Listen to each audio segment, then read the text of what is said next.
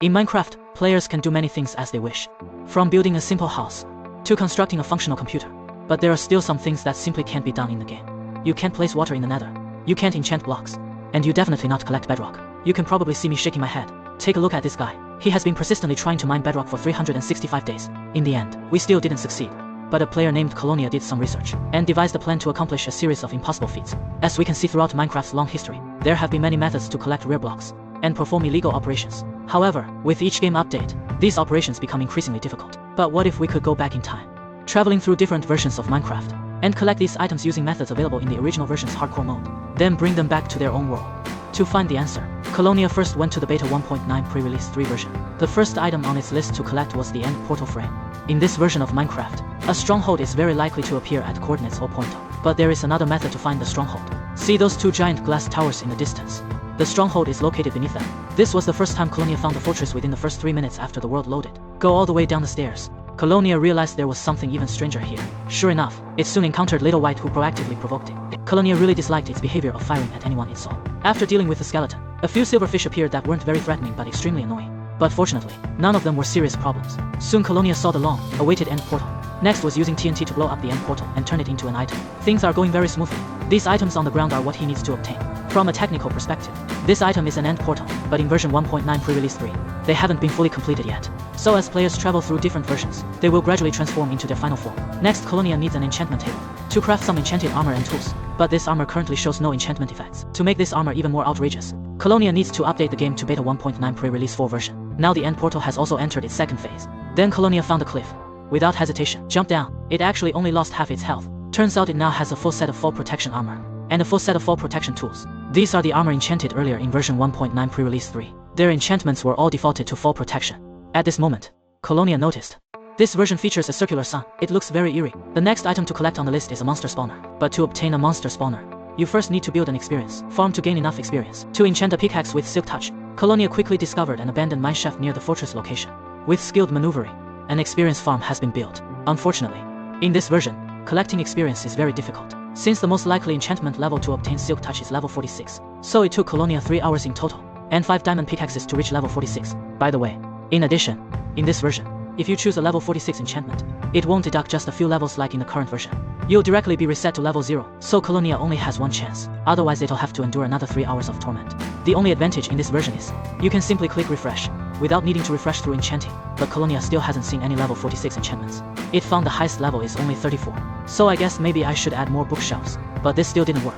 Now it has been refreshing for 15 minutes. As a result, not even a level 34 one could be found. Colonia deeply regretted not directly choosing the level 32 enchantment when seen earlier. After using up 8 diamond pickaxes, Colonia finally reached level 36. It admitted there was indeed some gambling involved, but fortunately, the pickaxe was successfully enchanted with silk touch. Click several times in a row. The mob spawner collection is now complete. Then the guy spent some more time obtaining an enchantment book with Windburst V. After that, he returned to the previously built experience farm. Since zombies only have a 0.8% chance to drop carrots when killed, so Colonia struggled for quite a while, before finally getting carrots, to craft a carrot on a stick, and enchanted it with Windburst V. Then he made another enchantment book with knockback, and enchanted it onto a dirt block, thus completing the knockback tie dirt block. The last thing Colonia needs to do in this version is create a diamond without a name. Colonia is currently in version 15W47C. It came here to obtain bedrock. Moreover, this version is the so-called combat update. This means the carrot on a stick in Colonia's hands is no longer its most powerful weapon. This is also the update that introduced lapis lazuli into the enchanting process. Colonia can't help but sigh about how great Minecraft used to be. Then it went to the nether to collect ghast tears and some blaze rods, also ender pearls. For some reason, when Colonia returned to the overworld, an unnamed chicken kept harassing it, following it everywhere. Colonia guessed maybe it saw potential in it to be a trainee, wanting to battle it. Anyway, constantly traveling through different versions also brought some side effects, like a half door stuck in a corner, a broken furnace, and can no longer refresh enchantments by clicking. The world seems to be gradually collapsing, so Colonia had to speed up the progress. Now to craft ender crystals. Since Colonia already has an end portal, it just needs to find a suitable place to place them. Then go outdoors to collect some water and arrows, and start speedrunning the game. Colonia needs to hurry up and defeat the ender dragon. During the process, it discovered an interesting scene. The ender dragon's diving posture looks quite comical. Perhaps the ender dragons in this version aren't very intelligent. Colonia also successfully defeated it with just a few hits. After finishing this, the next step is to obtain bedrock. Where will the bedrock land?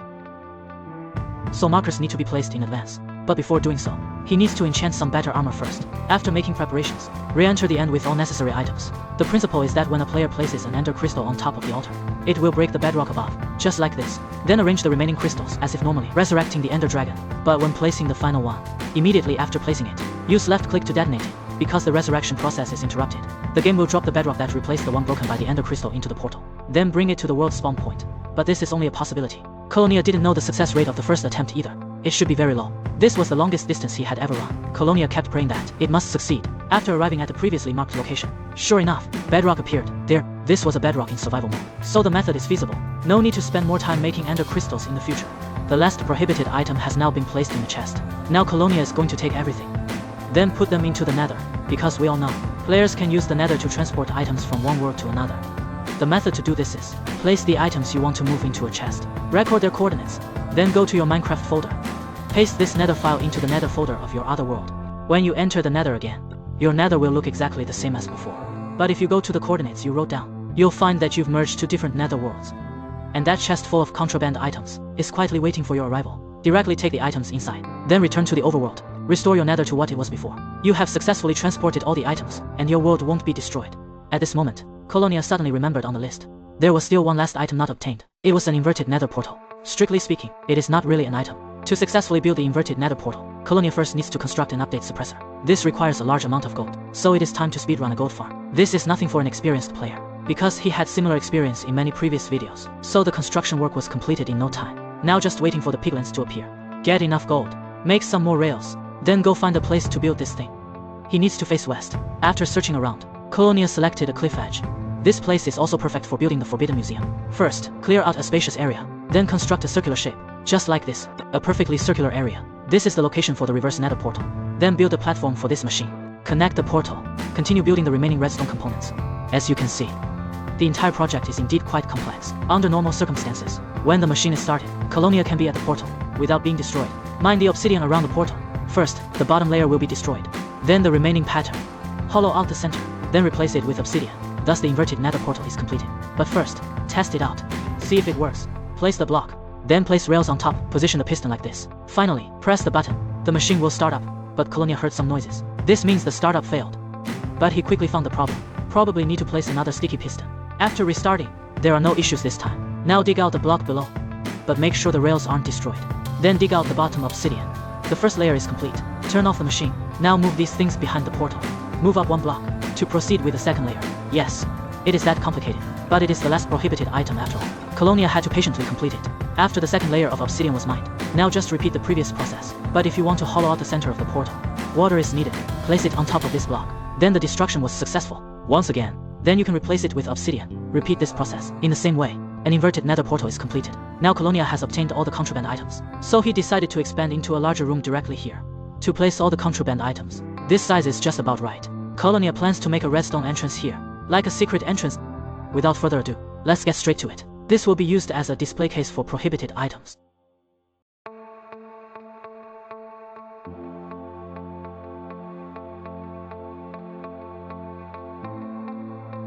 It looks quite presentable. It is just a bit too boring. So Colonia dug out the entire central floor. He wants to turn this into a mirror. The scene shifts. Colonia completed it. Actually, this isn't a real mirror. He just made a copy of it. He copied everything below, then added some glass, but it does look like a mirror. Alright, it is time to put all the contraband items into this museum. But before that, he needs to build two more portals here. One is an end portal. Then build the same thing on the other side. Dig down 3 blocks from here. Place a dirt block. Place the mushroom. Use bone meal. Then repeat this process on each side. Now Colonia needs to be very careful. Replace the portal frame with bedrock. Then take the dragon egg from this world and place it on top. Then it is all done. Next is to place the contraband items, one by one into item frames. At this moment, Colonia had another bright idea. After placing all the items, he went to the ocean floor to collect some sea pickles. Then place these sea pickles on top of this machine. Remove the redstone blocks and obtain floating sea pickles. And there is more. There are also floating flags, floating signs, even floating sand. Above it is a withered shrub light. Place them in the center of the floor. Finally, there is the automatic redstone door planned from the beginning. To this point, the entire contraband collection plan for Colonia